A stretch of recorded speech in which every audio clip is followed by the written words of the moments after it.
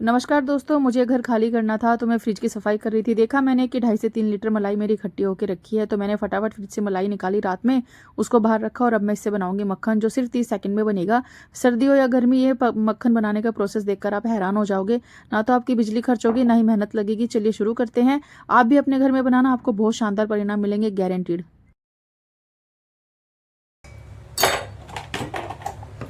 तो जी मैंने जो है यहाँ पे ये जो मेरी मलाई है ना फ्रीजर की मलाई, चूंकि मुझे जाना है, आप लोगों को मैंने बता रखा है ऑलरेडी।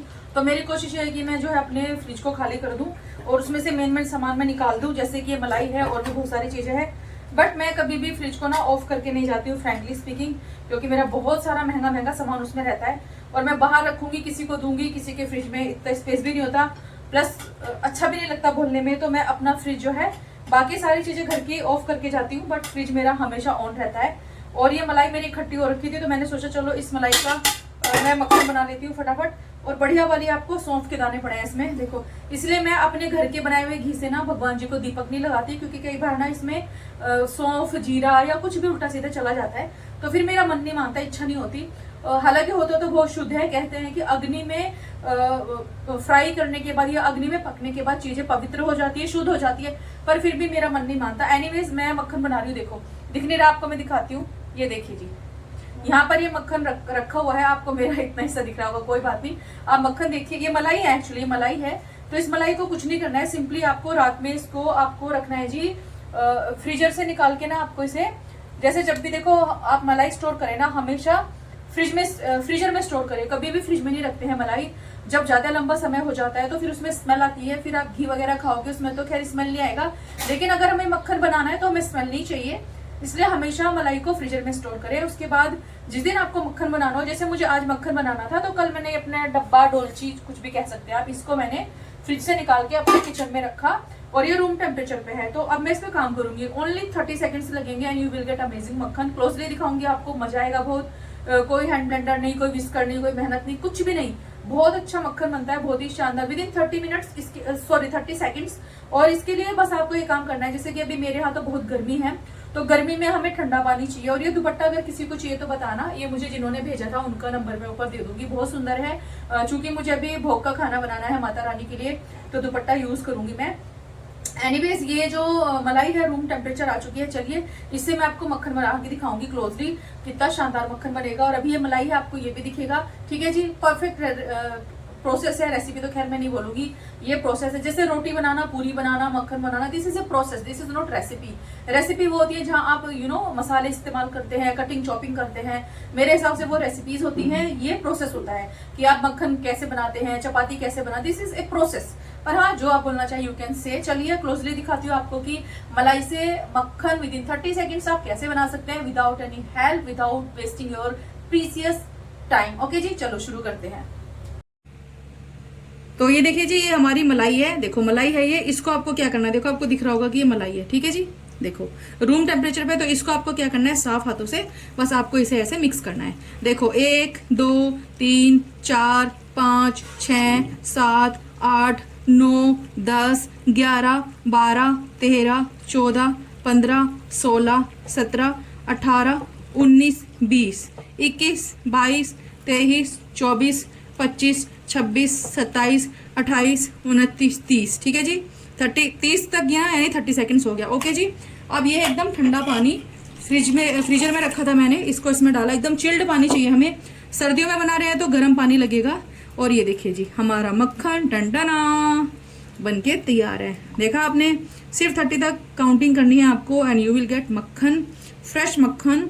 बस यही ख्याल रखना है कि मलाई को फ्रीजर में स्टोर कीजिए, फ्रिज में नहीं, ठीक है जी। ये देखो बन गया ना हमारा मक्खन।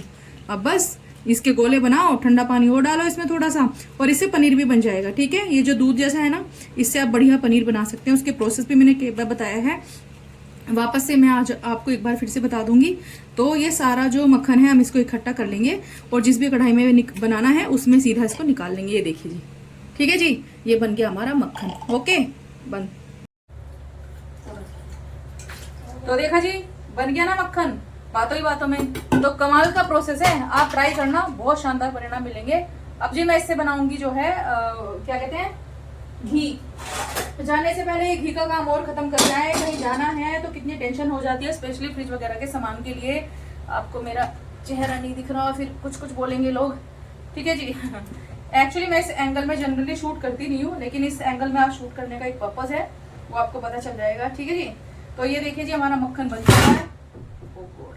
अब इसको निकाल लेते हैं इस कढ़ाई में। मैं सीधा ही निकाल लूंगी, आज तो मेरे काम ना सारे जल्दी जल्दी वाले होंगे, बिल्कुल भी टाइम नहीं है।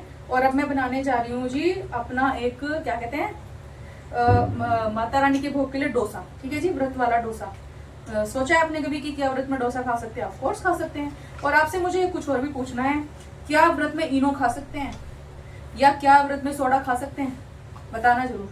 मैं तो नहीं खाती हूँ, लेकिन मैंने बहुत सारे लोगों को देखा है, वो इडली वगैरह बनाते हैं तो they are adding Eno, fruit salt. अब वो सोल्ट है, बाजार का है, क्या उसमें डला है, यू नेवर नो। तो maximum ladies are using Eno, soda. I am not using this type of things, specially व्रत वाले खाने में। बस मैं सेंधा नमक डालती हूँ, काली मिर्च डालती हूँ, हरी मिर्च डालती हूँ, धनिया पत्ता डालती हूँ। और मैंने ना अक्सर देखा है बाहर रेस्टोरेंट में जब हम जाते हैं कभी, तो बाहर रेस्टोरेंट में जो व्रत की थाली मिलती है उसमें हल्दी भी डालते हैं। तो ऐसा थोड़ी ना होता है कि हल्दी, इवन हमारे यहाँ लाल मिर्ची भी नहीं डालते हैं।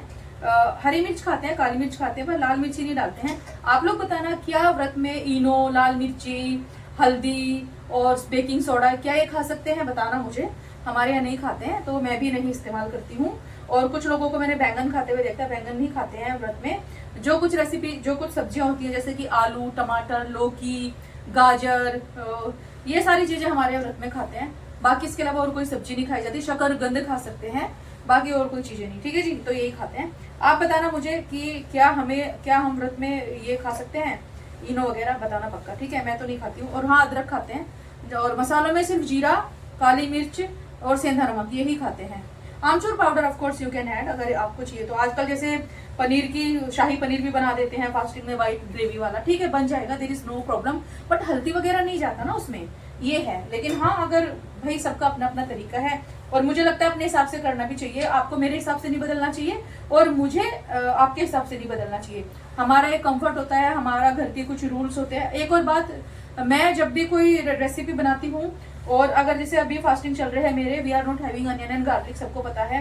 मैक्सिमम घरों में नहीं बनता है, मैक्सिमम लोग बना लेते हैं, हम नहीं खाते हैं। तो जी मैंने आज एक सब्जी बनाया था मेरे हस्बैंड के लिए, और उसमें मैंने डाल दिया कलौंजी। और बहुत सारे कमेंट आ गए कि एक तो तुम्हारे व्रत है और ऊपर से तुम कलौंजी खा रही हो, ये तो अनियन सीड्स होता है। नहीं होता है, कलौंजी अनियन सीड नहीं होता है। आप गूगल करिए, अनियन सीड और कलौंजी दिखने में सेम होता है, बट इनमें बहुत डिफरेंस होता है। तो आप चेक करिएगा गूगल पे, अनियन सीड और कलौंजी सेम नहीं होता है, ये फर्क होता है। मुझे पता है, that is why I am using. और नहीं होता है, सच में नहीं होता है। आप गूगल करिएगा और फिर मुझे बताना। इंडिविजुअली मैं कितने लोगों को रिप्लाई करूंगी कि नहीं, अनियन सीड और कलौंजी अलग अलग होता है, इसलिए मैंने सोचा वीडियो में ही मेंशन कर देती हूँ। हमारा बटर बन चुका है खूब सारा, कढ़ाई भर के इसको मेल्ट कर लेते हैं। दूसरी तरफ मैं करती हूँ जी इसकी तैयारी, क्या कहते हैं, डोसे की। माता रानी का भोग बनाना है मुझे, और डोसा बनाऊंगी मैं आज। और जो मेरे कानों में झुमके हैं कैसे लग रहे हैं कमेंट करके बताना। ये भी मुझे किसी ने भेजे हैं, बहुत सुंदर है, देखो। झुमका गिरा रे बरेली के बाजार में, पिंपल हो गए रे। तो जी अभी चलो, ये वीडियो तो मैं यहीं पे वाइंड अप करूंगी अपना। अभी मैं डोसे की तैयारी कर रही हूँ, और मुझे साबुदाने का भी कुछ कुछ बनाना है। तो I will make 2 recipes for मेरी माता रानी के भोग के लिए, ठीक है जी। और ये दुपट्टा मैं आपको दिखाऊं, आपको चाहिए तो प्लीज प्लीज उनसे संपर्क करिएगा। फुलकारी है ये, पंजाब की स्पेशल, बहुत सुंदर लगता है, देखो। और बहुत अच्छी लेंथ के साथ मिलेगा आपको घर बैठे। कोई एक प्यारी सी मामा है जो इन्हें सेल करती है, उनके पास और भी कई प्रकार का स्टफ है।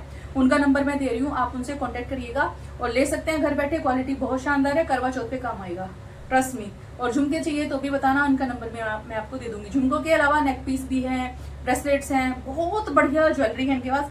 संपर्क करना है तो बताना, मैं ऊपर में नंबर दे दूंगी, संपर्क करिएगा, ठीक है जी। कड़ाके की ठंड हो या गर्मी हो, कभी भी आप ये मक्खन बनाने वाला प्रोसेस फॉलो करना, आपको परिणाम बहुत अच्छे मिलेंगे। ना ज़्यादा बर्तन गंदे होंगे, ना ही कोई आपकी बिजली की मशीन चलेगी। तो 30 सेकंड्स में बना लेंगे आप। और जो दूध जैसा बचता है उससे मैं बना रही हूँ अभी पनीर। पनीर बनाने के लिए नींबू के रस में थोड़ा सा पानी डालकर इसमें थोड़ा थोड़ा डालिए, पनीर बन जाए।